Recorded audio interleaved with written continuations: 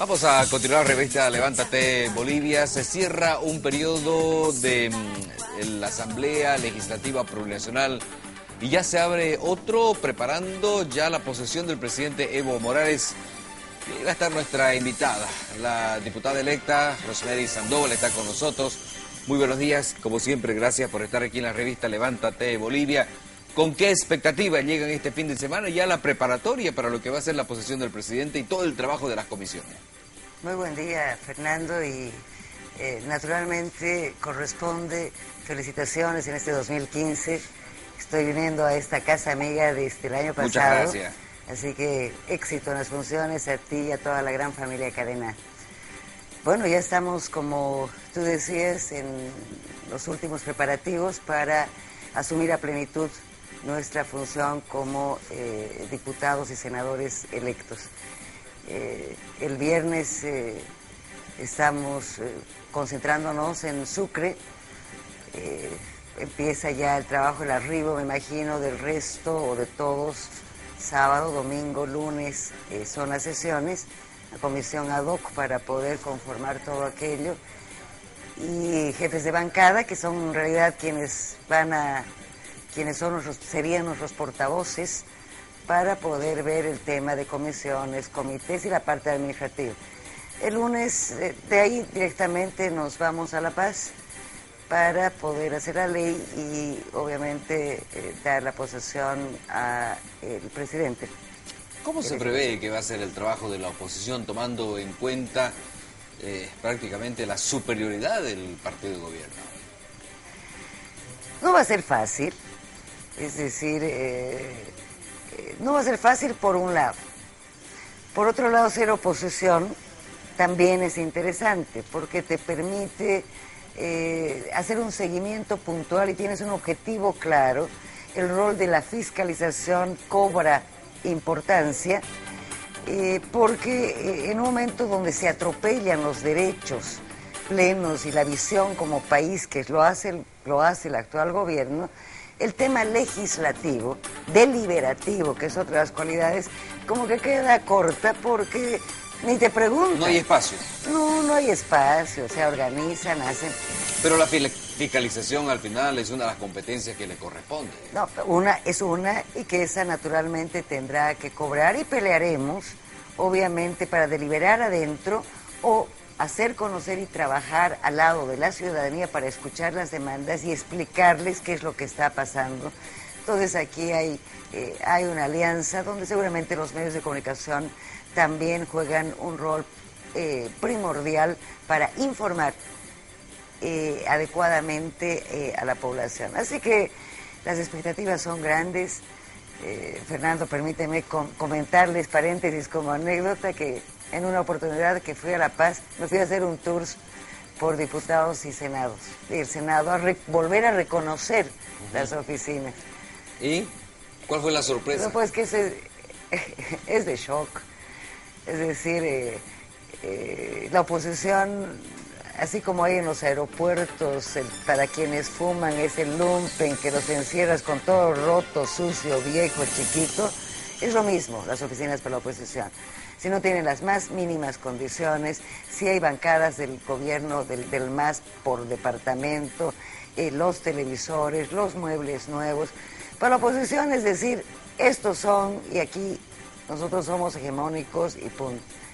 No debería ser así, tan visible, porque aquí hay una gran parte de la población que ha votado y lo que importa son resultados. Pero no importa, era una anécdota para que sepamos que seguramente muchos vamos a estar en pasillos sin un solo escritorio y teniendo que trabajar en un café, pero a eso nos metimos y vamos a responder por nuestra región y por Bolivia. Ahora, esta legislatura que termina, comienza la nueva y comienza con algunos temas pesados, por ejemplo, ya para ustedes, para el tratamiento, por ejemplo, se deja para esta próxima legislatura en la Cámara de Senadores el juicio a los magistrados, se tiene esto que aconteció ayer con el posible juicio por la privatización, por la capitalización de algunas empresas, y habrán otros temas también pendientes, muchas leyes que han quedado de esta legislatura.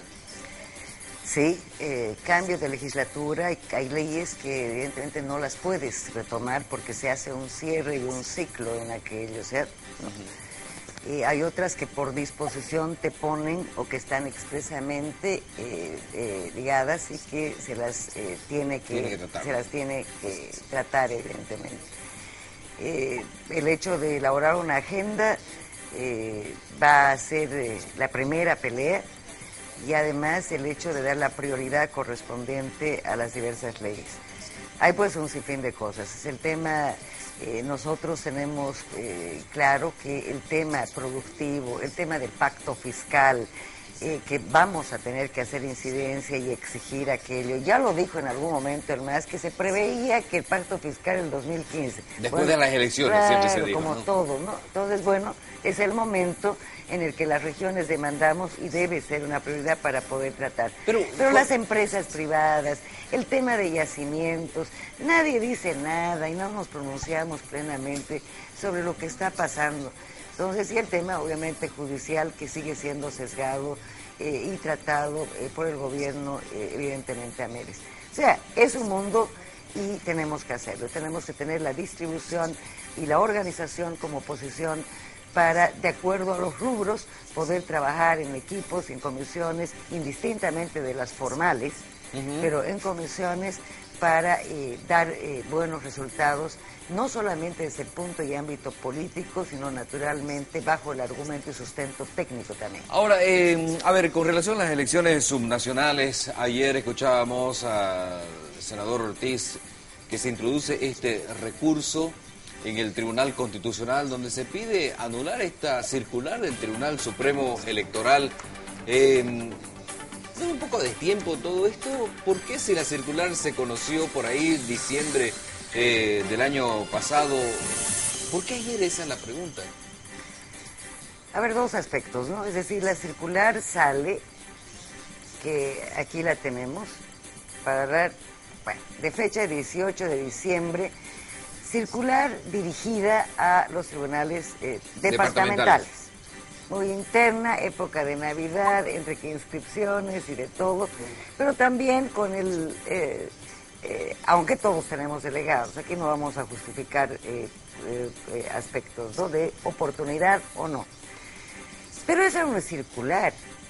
Entonces, ante esta circular, no estamos hablando de una resolución, de una cuestión, era una circular que al ser circular, es bueno, pues no va a tener tampoco efecto. Será que se tendrá que prever en futuras acciones, pero no en esta. Lo que se dijo es que la presidenta Vilma Velasco había hecho un recordatorio de lo que establecía la Constitución Política del Estado. Entonces ella, como todos, porque las leyes y la propia Constitución, para eso en Tribunal Constitucional, que es el único que se da lugar a diversas interpretaciones, querido Fernando. Todos. Así es. No podemos interpretar las leyes de acuerdo a nuestra, comillas, conveniencia, si queremos, ¿no? Claro. O visión, o formación, realidad. O formación o realidad. Entonces, lo dijo constantemente recordatorio. Y después, entonces, si era un recordatorio a los tribunales, la potestad la tenían los tribunales departamentales para actuar en consecuencia. Puedes ver, no solamente actuar en consecuencia, pero además tomar como la normatividad. Se viene, nuestros delegados del partido, demócratas, se han presentado en el Tribunal Electoral Departamental, Tribunal Departamental Electoral, y no porque esta era una cuestión emitida a nivel nacional, es la lavadera de manos también en muchos casos, o porque no tienen las atribuciones. Yo me compadezco a ratos de los tribunales departamentales electorales porque todos deberíamos pelear porque no sean floreros y que tengan decisiones aquí. Pero bueno, era nacional. La siguiente medida, Fernando, demócratas nosotros, se presentan Vladimir Peña, es ahora nuestros representantes a nivel nacional, y Óscar Ortiz en La Paz van al tribunal, y también existe una respuesta entre que ambigua, porque no había posibilidad de defensa. Es decir, ¿por qué se usurpan funciones que no le corresponden? Una circular no puede superar a una ley. Los derechos de senadores, o sea, solamente pueden legislar senadores o sea, el Congreso, claro. diputados. O sea, le explican, no existe una claridad. Y por último le dicen, ¿cómo es que hace usted un recordatorio? Y para dar un ejemplo, en Santa Cruz, que estamos en el territorio, no por las personas, entiéndaseme bien, pero porque todos lo conocemos. ¿Qué pasó pues entonces con Carlitos Romero y Gabriela Montaño? Que siendo ministros tranquilamente, después son, sin que pase nada, son autoridades y asumen los puestos en Senado y diputados. Entonces, ¿dónde está la explicación coherente? ¿No?